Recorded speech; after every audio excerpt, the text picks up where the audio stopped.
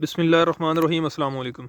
काश्तकार भाइयों, अक्सर जो है रिकमेंड किया जाता है, ये सिफारिश की जाती है कि अगर गंदम जो है उसकी वेजिटेटिव ग्रोथ जो है वो बढ़ गई हो तो उसमें जो है वो कुछ लोग कहते हैं बकरियां चरा लेनी चाहिए। सम टाइम जो है वो कहा जाता है कि जानवरों को चारे के तौर पर अगर उसे इस्तेमाल कर लिया जाए तो उसके बाद जो है जो टिलरिंग होती है या जो झाड़ बनता है तो उसमें के नतायज में जो है वो खातर खा कोई फ़र्क नहीं होता। यानी कि जो बाद में शगुफ़े निकलते हैं, जो नई शाखें बनती हैं, उनसे भी सिट्टा जो है वो एक जैसा और हत्ता कि पैदावार भी सेम सेम है।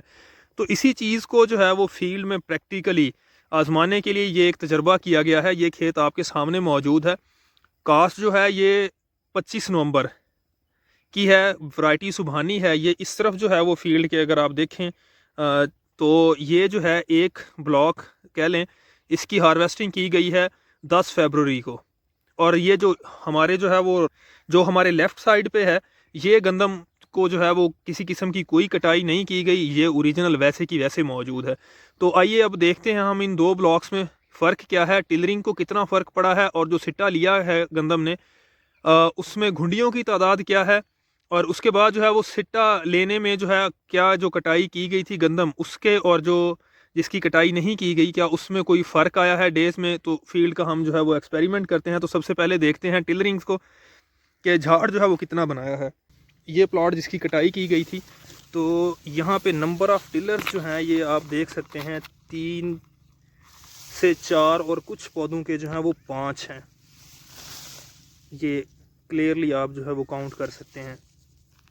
जबकि दूसरी तरफ वो प्लॉट जिसकी कटाई नहीं की गई, नंबर ऑफ़ टिलर्स जो हैं इसमें भी आलमोस्ट सेम ही हैं।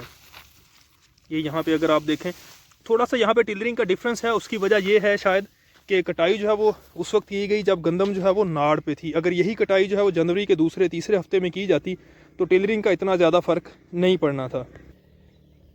अब आते हैं दूसरे अहम हिस्से की तरफ, वो है सिट्टे की लंबाई या घुंडियों की तादाद। अगर यहाँ पे देखा जाए, जैसा कि आप ये देख सकते हैं एक एवरेज सिट्टे को, तो इसमें जो है वो घुंडियों की तादाद ये 2, 4, 6, 8, 9, 10, 11, 12, 13, 14, 15, 16, 17, 18, 19 और 20, यानी एवरेज वही 19 से 21 तक अच्छी वैरायटीज़ की घुंडियों की तादाद होती है। तो यहाँ पे भी सेम ही है। ये इस तरफ जो है वो सिट्टा अगर आप देखें तो ये 2, 4, 6, 8, 10, 11, 12, 13, 14, 15, 16, 17, 18, 19, 20 और यहाँ पे जो है वो 21 है।